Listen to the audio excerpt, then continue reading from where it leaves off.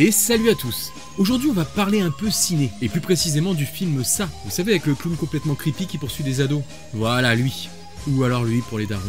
Ainsi on aura le droit à une suite du film le 6 septembre 2019, donc on a le temps. Alors peut-être qu'il y aura des retours, des flashbacks sur les personnages enfants, mais pour le moment les jeunes acteurs ne sont pas annoncés au casting du film. Donc a priori non, mais il reste encore du temps. Et du coup, puisqu'on a du temps, j'avais envie de revenir un peu avec vous sur le casting d'acteurs qui les incarneront. Un casting certes sympathique, avec des petites perles, mais avec aussi parfois des choix plus discutables. Allez, on passe tous les personnages en revue, ce sera plus simple pour comprendre ce que je veux vous dire. Honneur aux dames avec celle qui prendra la suite de Sophia Lillis dans le rôle de Beverly et qui n'est autre que Jessica Chastain, une actrice qui ne cesse de briller au cinéma. Pour moi entre autres avec Interstellar, qui est l'un de mes films références de ces dernières années, mais pas que. Alors comme on est surtout là pour voir s'il y a une ressemblance physique entre les acteurs, voyons ce que ça donne avec ces deux-là déjà. Bon, je sais pas ce que vous en pensez, mais ça colle plutôt bien. La forme du visage, les yeux... Moi franchement je dis match. Et en plus avec ce physique, elle risque bien d'être toujours autant le love interest de la bande d'ados devenus des hommes.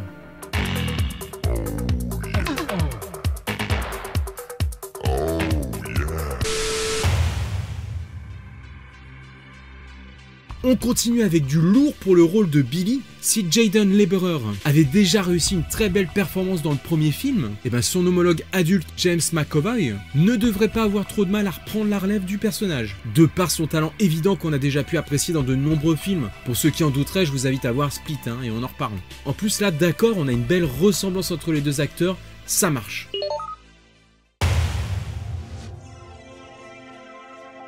C'est James Ranson, un habitué des films d'horreur puisqu'il campa le shérif adjoint dans le premier Sinister, et devint même le personnage principal dans sa suite très oubliable. Ah bon, il y a eu un Sinister 2? Là encore, pas de souci en le comparant au jeune Zach Dylan Grazer pour le rôle de l'hypochondriaque Eddie. On devrait très facilement faire le lien entre les deux.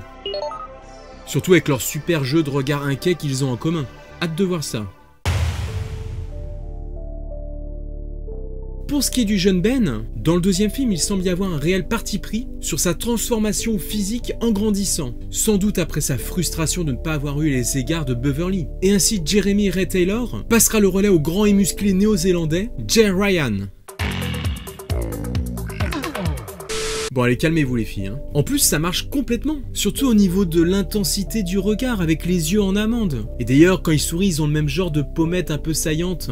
Et même avec le changement physique on pourra faire la transposition assez facilement.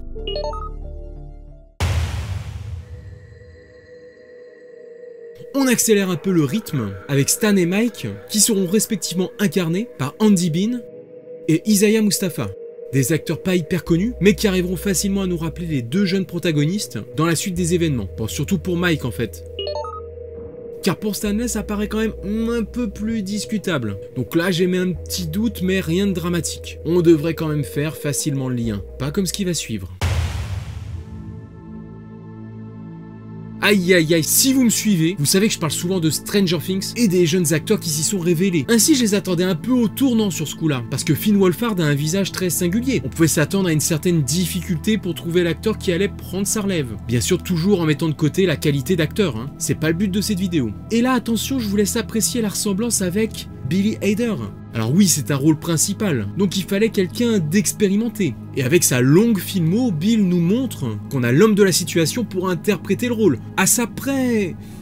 qui ne se ressemble pas du tout. Non mais franchement, ils sont sérieux? Finn en adulte, il ressemblera jamais à ça. Je vous propose d'attendre 10 ans pour vérifier. On n'a pas du tout la même forme de visage, sa bouche, son nez, son menton... Mais attendez voir, en plus il a les yeux bleus, Bill, bordel. Alors oui, vous allez me dire les lentilles de couleur, ça existe, Mais pour le coup, j'espère qu'ils vont carrément lui mettre un masque sur la gueule, là.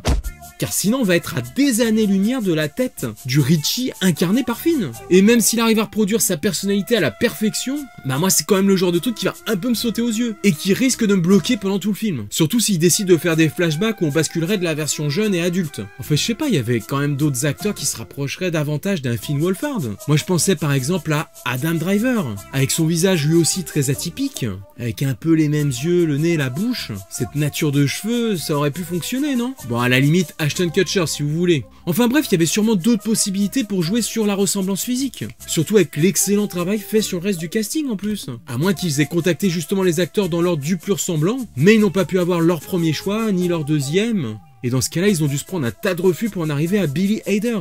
C'est quand même juste le stade avant d'être obligé d'appeler Adam Sandler là. En tout cas, blague à part, pour moi c'est pas une bonne nouvelle car ce rôle était important. Et peut-être que ça aura pas tant d'impact que ça sur le film. Bon, désolé, j'essaie de me ressaisir, mais quand même, bordel. Un gros loupé sur ce perso, hein. Voilà, ça fait du bien de pousser son coup de gueule, hein.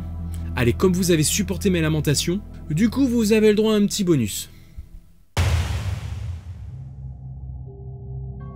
On termine avec le casting de celui qui fera le méchant devenu adulte. Car oui, pour ceux qui connaissent l'histoire, même si on laisse Henry Bowers pour mort à la fin du premier film, ce personnage reviendra et passera même à l'âge adulte. Sinon pour les autres, désolé, je vous ai complètement spoilé là. Ainsi c'est l'acteur Tish Grant qui prendra la relève du jeune Nicholas Hamilton. Et il lui ressemble pas du tout, c'est quoi ce bordel?